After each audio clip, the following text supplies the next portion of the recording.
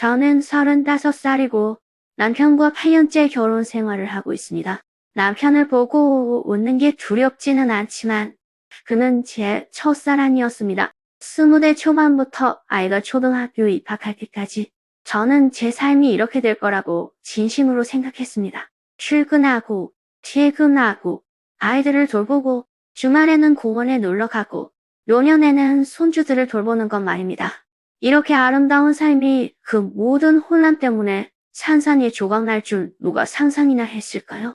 저는 조용한 사람이고 직장에서는 보통 정장을 입고 예의 바르게 행동합니다. 하지만 남편은 정반대로 게으르고 불안한 사람입니다. 어렸을 때는 남편이 활발하고 재미있는 사람이라고 생각했지만 서로 알아가면 성격이 얼마나 큰 걱정거리가 될 수 있는지 깨달았습니다. 아이가 3살이 되었을 때 우리 둘 다 무언가 잘못되었다는 것을 분명히 깨달았습니다. 그는 3일간 출장을 다녀와도 2시간 정도 통화할 수 있었지만 나중에는 집에 있을 때도 거의 대화하지 않았습니다. 가장 눈에 띄는 건 우리의 성생활이었습니다. 한 달에 한 번이면 충분했고 우리는 그것을 마치 자들처럼 여겼습니다. 둘 다 별로 좋아하지 않았습니다. 저는 이 사실을 가장 친한 친구에게 몰래 이야기했고 친구는 인생이 다 이렇잖아. 우리 부모도 나이 들어서 이렇게 열정이 넘칠 수 있겠어? 라고 말했습니다. 당시 저는 친구의 말을 믿었고 결혼 생활은 이래야 한다고 생각했습니다.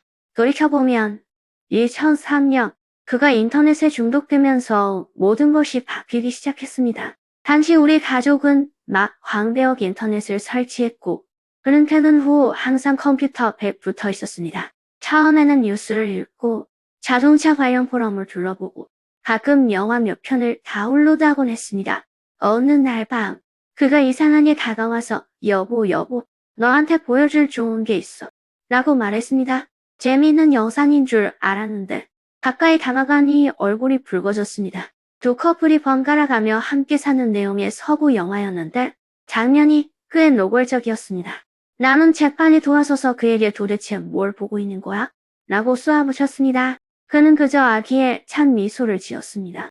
남들의 삶이 얼마나 신나는지 봐. 그날 밤 영화의 스릴 때문일지도 모르지만 우리는 오랫동안 기다려온 즐거운 시간을 보냈습니다.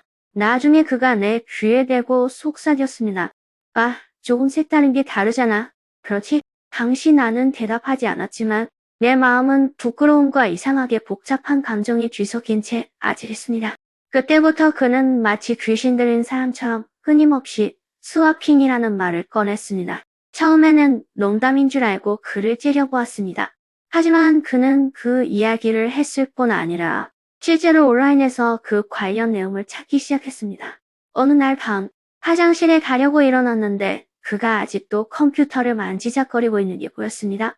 화면에는 옷을 거의 걸치지 않은 남녀 사진들이 가득했고 제목은 커플 데이트나 같은 도시, 스와핑 같은 것들이었습니다. 너무 화가 나서 온몸이 떨렸습니다. 마우스를 던지며 왜 밤늦게까지 이런 헛소리를 보고 있는 거야? 라고 물었습니다. 그는 화를 내지 않았습니다. 대신 나를 안 치고는 게시글을 열어 보여주었습니다. 이 커플 정말 10년 동안 결혼 생활을 해왔는데 이걸 이용해서 사람을 되살리고 있어. 게시글에는 두 사람의 성관계에 대한 자세한 묘사가 가득했고 머리가 얼얼했지만 눈은 꼼짝도 하지 못했습니다. 우리 한번 해볼까? 그가 갑자기 물었습니다. 나는 심장이 쿵쾅거리는 것을 느끼며 벌떡 일어났습니다. 미쳤어? 사람이 그렇게 하는 거야? 그는 내 초조함을 알아채고는 재빨리 미소를 지었습니다. 그냥 말했을 뿐이야. 하기 싫으면 잊어버려. 돌이켜보면 내가 좀 더 단호하게 그를 각성시켰더라면 이런 엉망진창은 일어나지 않았을지도 모릅니다. 하지만 그러지 않았습니다. 말도 안 된다고 생각하기도 했고 또 한편으로는 알 수 없는 호기심에 부글부글 끓어올랐기 때문입니다. 이 빌어먹을 호기심 때문에 나는 나와 가족을 불고덩이에 밀어넣었습니다. 내가 확실한 말을 하지 않자 그는 더욱 적극적으로 행동하기 시작했습니다. 그는 매일 그 포럼에 접속하고 여러 QQ 그룹에 가입했습니다. 가끔은 그 그룹들의 채팅 기록을 일부러 보여주며 저 사람들 아내들이 얼마나 마음이 넓은지 봐. 라거나 이 부부 상황도 우리랑 비슷해. 시도해봤더니 효과가 있었어. 라고 말했습니다. 나는 그의 경솔한 태도를 질책했지만 내 방어력은 점점 약해졌습니다. 2005년 춘절 직후 그가 휴대폰을 손에 든 채 흥분해서 달려왔습니다. 여보, 반서가 있어.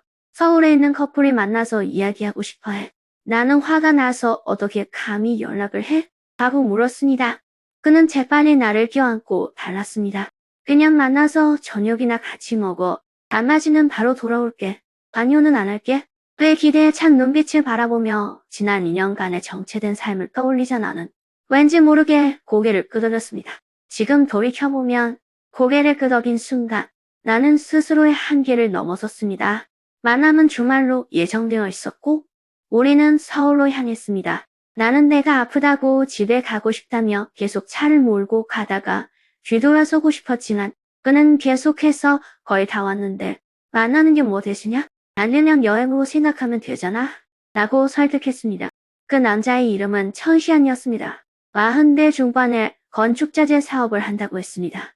약속 장소는 해산물 식당이었는데 도착하니 그와 그의 아내가 이미 기다리고 있었습니다. 천시안 씨가 악수를 청하려고 일어났는데 저는 그의 체격에 깜짝 놀랐습니다. 키가 185cm는 좋게 넘어 보였고 어깨는 산처럼 넓었습니다. 검은색 가죽 재킷을 입고 있어서 영화 속 갱스터 보스처럼 보였습니다. 그때 키가 173cm밖에 안 되는 남편을 보니 옆에 앉은 그는 마치 어린아이 같았습니다. 남편과 눈을 마주치지 않을 수 없었고 둘 다 웃음을 터뜨렸습니다. 덕분에 긴장이 좀 누그러졌습니다. 천시안 씨의 아내는 40대 후반으로 남편보다 몇 살 어려 보였습니다. 저는 그때부터 그녀를 시누이라고 불렀습니다. 솔직히 시누이라는 말은 좀 평범하고 저보다 훨씬 못하다는 뜻입니다. 저는 키가 175cm에 몸무게가 5kg입니다. 뼈대가 굵은 편은 아니지만 곡선미는 완벽합니다. 제 남편은 키가 175cm가 조금 넘고 마른 편이며 안경을 쓰고 말투가 부드럽습니다. 대한 역사 강사라고 하는데 제 성격과 잘 어울리는 것 같습니다. 저녁 식사는 날씨와 아이들 학교 생활에 대한 이야기로 어색하게 시작되었습니다. 하지만 천시안 씨는 꽤 활기차게 새우 껍질을 벗겨주며 사업가 시절의 흥미로운 이야기를 들려주었습니다. 점차 모두가 편안해졌습니다. 식사가 반쯤 진행되었을 때 천시안 씨는 남편을 보고 다시 저를 보며 천천히 말했습니다.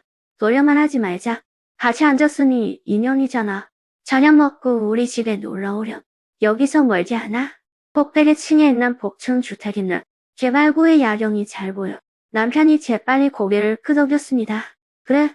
나는 아무 말도 하지 않고 밥그릇에서 밥을 퍼먹으며 손바닥에 땀이 뻘뻘 흘렀습니다. 천시안의 집은 정말 웅장했습니다. 꼭대기 층에 있는 복층 주택으로 넓은 테라스가 있었습니다.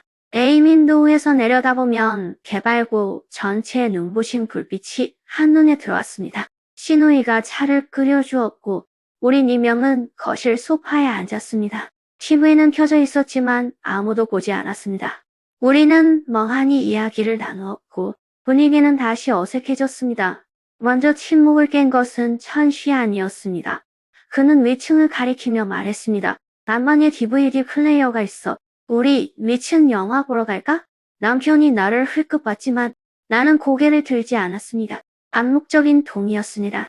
위층에는 엄청나게 큰 안방이 있었고 크고 비싸 보이는 침대가 있었습니다. 시누이는 침대 가장자리에 앉았고 남편은 반대편에 아무렇지 않게 앉아 있었습니다. 나는 부끄러워서 창가의 작은 소파로 자리를 옮겼습니다. 천시안은 TV를 켜고 디스크를 골랐습니다. 화면이 나오자 얼굴이 붉어졌습니다.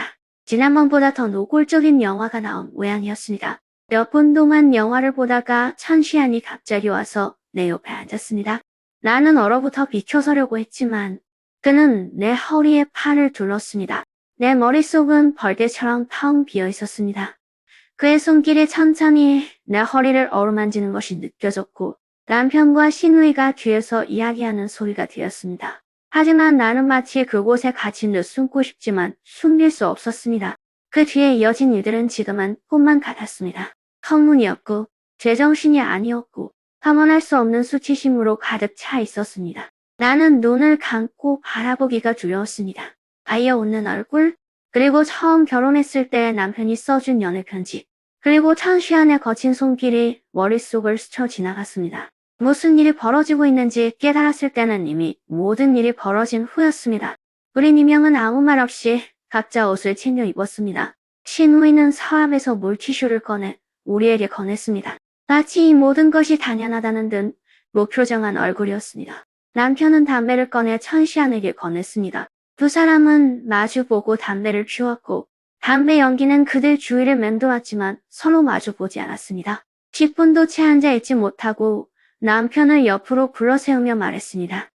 너무 늦어서 집에 가야 해. 천시안은 우리를 붙잡고 싶지 않았습니다. 문까지 걸어가며 시간 되면 연락하자 라고 말했습니다. 집으로 가는 길은 조용했습니다. 차 안 라디오가 켜져 있었습니다. 신나는 음악이 흘러나왔지만 우리 둘 다 기분이 좋지 않았습니다. 동네에 다다르자 남편이 당신이 어떻게 생각해? 라고 말했습니다. 나는 무시했고 갑자기 눈물이 왈칵 쏟아졌습니다. 원망인지 후회인지 아니면 다른 이유인지 알 수 없었지만 그저 울고 싶은 충동을 억누를 수 없었습니다. 그날 밤 나는 새벽까지 잠을 이루지 못했습니다. 옆에서 잠든 남편을 보니 갑자기 이상한 기분이 들었습니다. 오랫동안 사랑했던 이 남자가 어떻게 이렇게 되었을까? 그리고 어떻게 그런 뻔뻔한 짓을 할 수 있었을까? 그냥 잠깐의 실수, 곧 지나갈 일이라고 생각했습니다. 하지만 이것이 시작일 줄은 몰랐습니다. 그때부터 남편은 판도라의 상자를 연 듯 온라인에서 파트너를 찾는 데 더욱 열중했습니다. 오늘은 잘 어울리는 교사 부부를 언급했고 내일은 만나고 싶은 사업가를 언급했습니다. 처음에는 격렬하게 반대하며 그와 다투고 야단법석을 떨었지만 그는 항상 날 설득할 방법을 찾았습니다. 이번 한 번만, 다음번엔 우리 삶을 제대로 살아가자. 지난번엔 뭔가 못 느꼈어? 그런 척 그만해. 매일 너무 지루해. 더 많은 사람들을 만나고 기분 전환이 되면 좋지 않을까? 결국면 내 말은 마치 설탕에 절인 독 같았고 독이 있다는 걸 알면서도 입에 쑤셔넣지 않을 수 없었던 저는 바보였습니다. 한편으로는 너무나 비열하고 아이들과 가족들에게 미안한 마음이 들었지만 다른 한편으로는 그 찰나의 흥분의 순간에 무감각한 쾌감을 느꼈습니다. 이 모순적인 감정은 독사처럼 반낮으로 저를 갉아먹었습니다. 우리는 몇 쌍의 커플을 더 만났습니다. 한 쌍은 젊었고 남자는 의사, 여자는 간호사였습니다. 겉보기에는 세련되어 보였지만 행동은 누구보다 여유로웠습니다. 저보다 몇 살 많은 사업가도 있었는데 몸매가 정말 잘 관리되어 있었고 달콤하고 유염한 목소리의 남편을 볼 때는 눈빛이 매혹적이었습니다. 일과는 항상 똑같았습니다. 먼저 친구들과 가볍게 모인 것처럼 저녁을 먹고 그 다음에는 식당이나 다른 곳에서 영화를 보고 술 몇 잔을 마셨습니다. 그리고 맛있네. 당연히 우리는 부끄러운 짓을 했습니다. 그러고 나서는 집에 돌아갔는데 마치 아무 일도 없었던 것처럼 아무도 그 일에 대해 이야기하지 않았습니다. 나는 점점 무감각해졌고 때로는 낯선 사람들을 차분하게 관찰할 수 있게 되었습니다.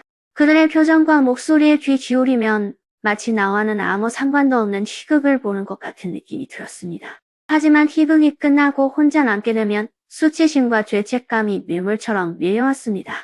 한 번은 30대 초반의 부부를 만났습니다. 그녀는 정말 아름다웠습니다. 큰 눈, 하얀 피부, 웃을 때 보조개가 2개였습니다. 남편의 시선이 그녀에게로 향했습니다. 그녀는 새우 껍질을 벗기고 와인을 따라주며 내내 우리를 세심하게 돌보았습니다. 몇 년 만에 그렇게 세심한 모습은 처음이었습니다. 식사 중에 그 여자는 일부러 남편에게 바싹 다가와 말했습니다. 오빠, 너무 어려 보이네요. 결혼한 것 같지도 않고요. 남편은 웃음을 멈출 수 없었습니다. 말이 너무 달콤해. 나는 그의 옆에 앉았는데 마치 바늘에 찔리는 것 같았습니다.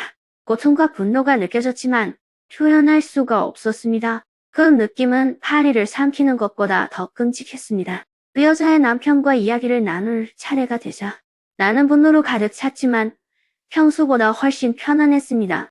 남편이 이 모습을 보고 어떤 기분일지 궁금했습니다. 하지만 그 남자가 나를 안아주자 나는 남편뿐만 아니라 나 자신도 몹시 역겨워졌습니다. 집으로 돌아오는 길에 남편은 마침내 내게 뭔가 이상한 게 있다는 것을 알아차리고 물었습니다. 뭐가 문제야? 화났어? 나는 비웃었습니다. 저 여자 예쁘지? 너 진짜 눈이 부셨어. 그는 망설임 없이 물었습니다. 그래서 뭐, 그냥 재밌는 거야. 진지하게 생각하지 마. 노라? 나는 화가 났습니다. 내가 뭐라고 생각해? 장난감?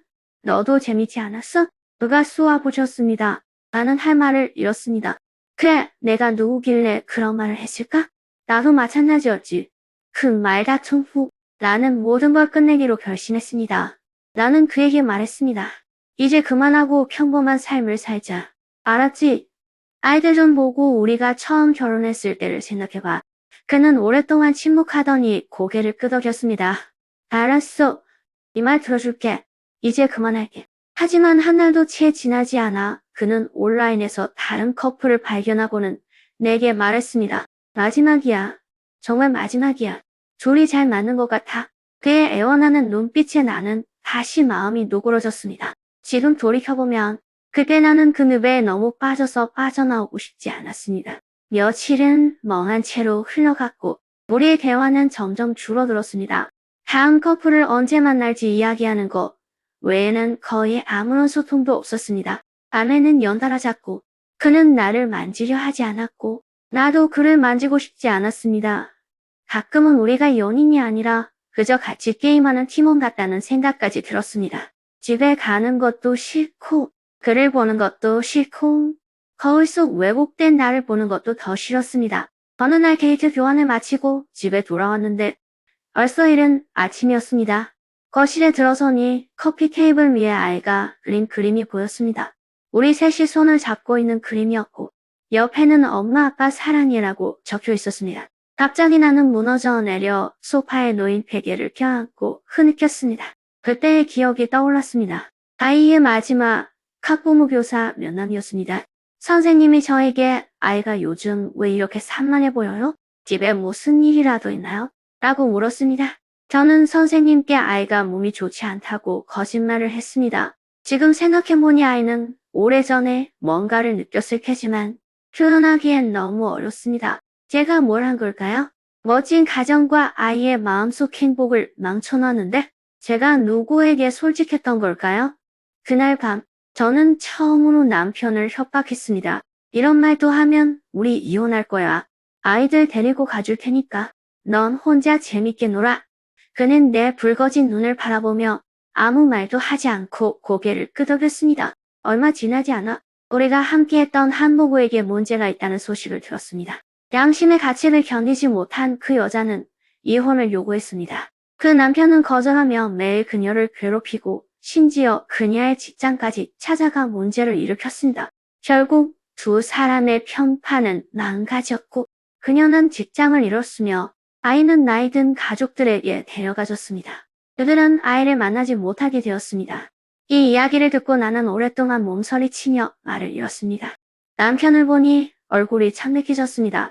우리 둘 다 오늘 그 부부에게 일어난 일이 내일 우리에게도 일어날까봐 겁에 질려 있었습니다. 그 후로 우리는 다시는 스와킹에 대해 언급하지 않았습니다.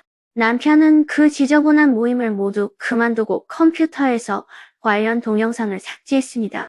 우리는 예전처럼 함께 장을 보고 주말에는 아이들을 놀이터에 데려가며 살아가려고 노력했습니다. 밤에 잠자리에 들기 전에 수다를 떨었습니다. 하지만 한번 망가진 건 다시 되돌릴 수 없는 법입니다. 우리 둘만 있을 때는 항상 어색했습니다.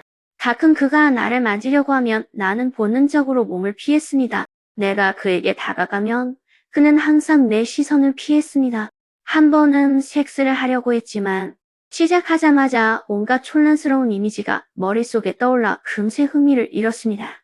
그는 꽤 당황한 듯 그만하고 자자 라고 말했습니다.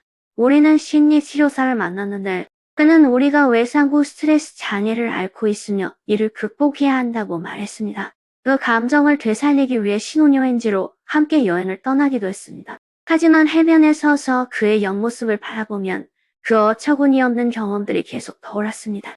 예전에 우리 모습으로 돌아갈 수 없었습니다. 아이들이 자라면서 집안 분위기도 달라졌습니다. 상황이 나아지고 있는 것 같아요. 그는 저에게 직장 이야기를 하고 저는 아이들의 즐거운 학창 시절 이야기를 들려주곤 하죠. 하지만 우리 둘 다 그 상처가 항상 가슴 깊이 묻혀 있다는 걸 알고 있고 지금도 가끔은 그 상처가 아픕니다. 가끔 한밤중에 침대 옆에 앉아 창밖을 내다보며 이런 생각을 합니다. 그 영화를 보지 않았더라면? 그를 더 단호하게 거절했더라면? 좀 더 일찍 일어났더라면? 인생에는 만약이란 없으니까요.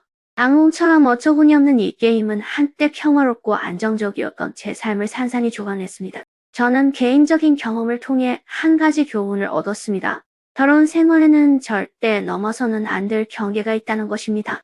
어떤 새로움은 마치 마약과 같습니다. 순간적인 설렘은 평생의 후회로 바뀔 수 있습니다.